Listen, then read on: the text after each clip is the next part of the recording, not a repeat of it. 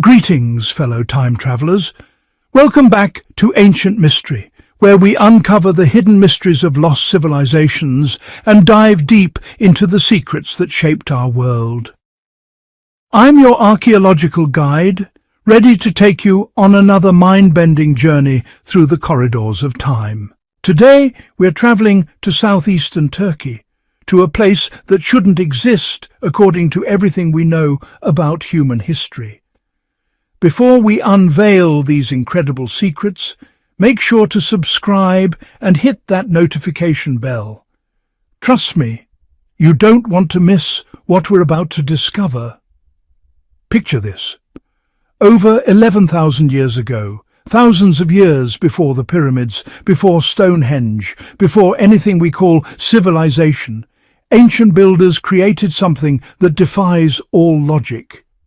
Using nothing but simple flint tools, they carved massive pillars, each one up to 7 meters long and weighing 50 tons. But here's the mystery that baffled archaeologists for decades. How on earth did they do it? For years, no one could explain how these enigmatic monoliths were quarried, moved, and sculpted with such mind-blowing precision. But recent discoveries from unfinished pillars still frozen in the rock have revealed a step-by-step process that rewrites everything we thought we knew about the dawn of civilization. What we're about to uncover today will blow your mind. Let's start our journey by understanding what makes these pillars so special. At Göbekli Tepe, which means belly hill in Turkish, we find something archaeologists call T-shaped pillars.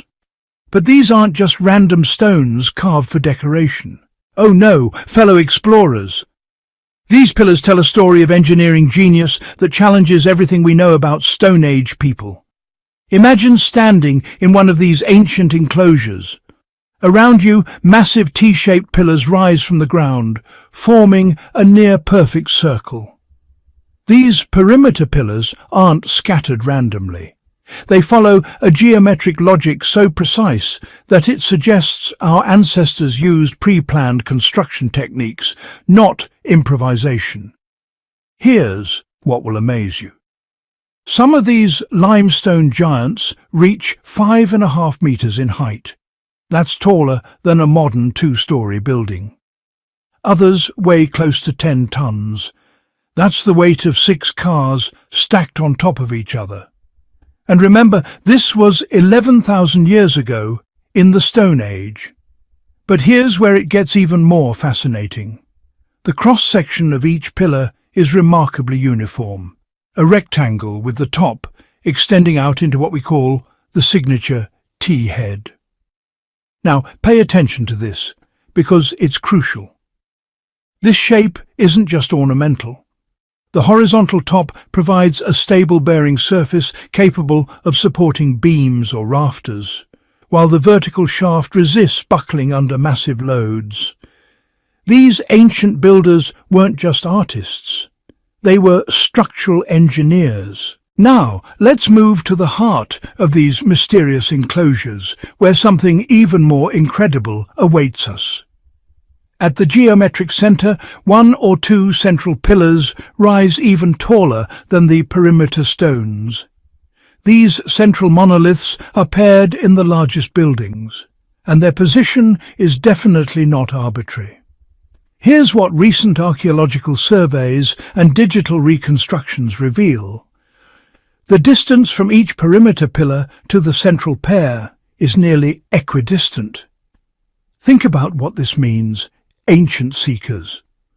Over 11,000 years ago, people who supposedly were just hunter-gatherers used ropes and stakes to lay out designs with mathematical precision that rivals modern engineering.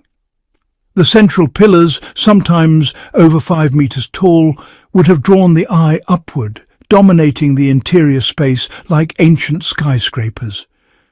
But they weren't just for show. These massive stones, anchored firmly in deep sockets carved directly into the bedrock floor, acted as primary supports. much like the central posts in later timber-framed halls built thousands of years later. The engineering logic here is absolutely brilliant. The perimeter pillars carry the load of walls and any superstructure, distributing weight evenly around the enclosure. The central pair acts as the backbone of the entire structure, possibly supporting the highest point of a roof. The T-heads, with their broad, flat tops, further stabilize everything by providing surfaces for horizontal members or cross beams.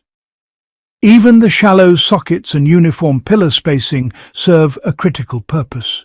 They prevent lateral movement and help the enclosure resist collapse. In this way, these T-pillars are more than just monuments. They are the structural backbone of each building, shaped to meet the demands of both form and function. The result? A space that is at once open and sheltered, engineered to endure and planned with a precision that still challenges our modern assumptions about early human capabilities. But wait, fellow time detectives, we're just getting to the most mind-blowing part of our journey. Because these pillars aren't just engineering marvels, they're also incredible works of art that bring the ancient world to life before our very eyes. Imagine running your hands across the surface of these stones, though, of course, we can't actually do that to preserve them. But picture what you'd feel. Animal forms leaping from the surfaces. Foxes prowling, wild boar charging, vultures soaring, snakes slithering and cranes taking flight. Each creature is rendered in deep relief, some in profile, others curling around the corners of the stone like they're trying to escape into our world. And here's something that will absolutely fascinate you. These images aren't scattered randomly.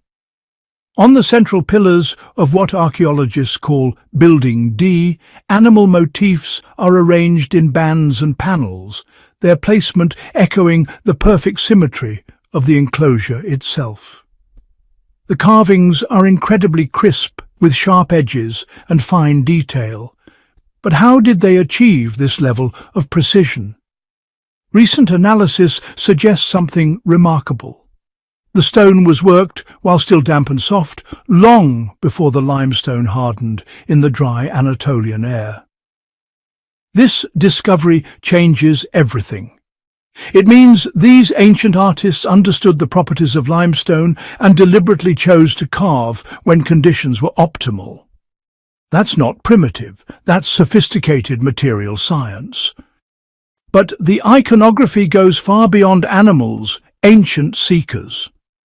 Look closely at the pillar sides, and you'll sometimes see stylized human arms bent at the elbow, hands clasped across the front, and belts with decorative buckles or loincloths. The T-head itself takes on the role of a stylized human head, transforming each monolith into a kind of abstract human figure. This anthropomorphic design is a major clue to the pillar's symbolic weight. Archaeologists believe these pillars aren't just supports, but stand-ins for powerful beings, perhaps guardians, deities, or revered ancestors watching over the sacred space. Every pillar is both a structural element and a canvas, its imagery preserved by design, its symbolism woven into the very architecture itself. Now, here's something many people don't realize about Göbekli Tepe. When you visit the actual site today, with its walkways and safety rails keeping visitors at a distance, it's actually hard to grasp the true monumentality of these structures. The modern preservation measures, while necessary, flatten the sense of scale. But there's a place where you can experience the full impact of these ancient buildings, the Şanlıurfa Archaeology Museum. Here, archaeologists created a full-scale replica of Building D. And let me tell you, fellow explorers, the experience is absolutely breathtaking. In this replica, the central pillars loom overhead like ancient giants. You can stand close enough to study the carved arms and animal bands at eye level. The enclosure's proportions, recreated in full, allow for a direct encounter with the monumentality of the space. It's a sensation that's almost impossible to capture in photographs or site plans. Imagine standing there, surrounded by these towering stones, looking up at figures that dominated the landscape over 11,000 years ago. The precision of the reliefs, the clarity of their edges, and the preservation of even the most delicate motifs become tangible. You can feel the weight of history pressing down on you. And here's another crucial discovery. This level of preservation tells us something important. These carvings, still crisp and detailed after 11 millennia, provide evidence that the enclosures were sheltered, likely roofed.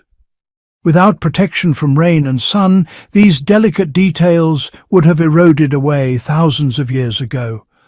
This preservation isn't accidental. It was intentional, a deliberate effort to safeguard both art and meaning for future generations.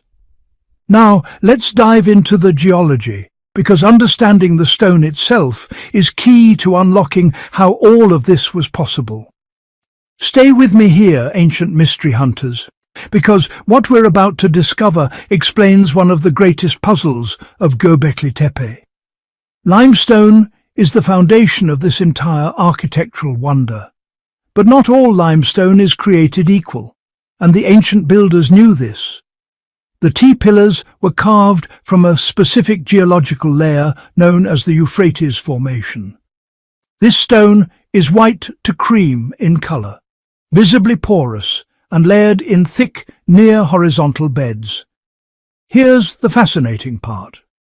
This limestone was laid down millions of years ago in a shallow prehistoric sea that once covered this region.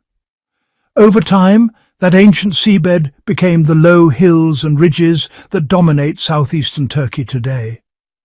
But what makes this stone special? Pay attention to this incredible detail. The porosity of the Euphrates limestone is striking.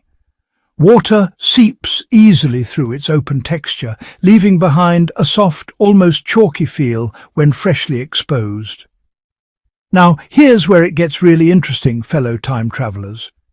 In the early Holocene period, when Göbekli Tepe was being built, the climate was wetter than today. Much wetter. This means the limestone beds would have been saturated with water, making them especially workable for Neolithic builders using nothing but flint picks and chisels. Think about this for a moment. The stone's medium hardness, combined with its water-saturated state, created the perfect conditions for carving. The ancient builders didn't just randomly choose this location. They understood the properties of the stone and knew exactly when and how to work with it. That's not luck, ancient seekers. That's scientific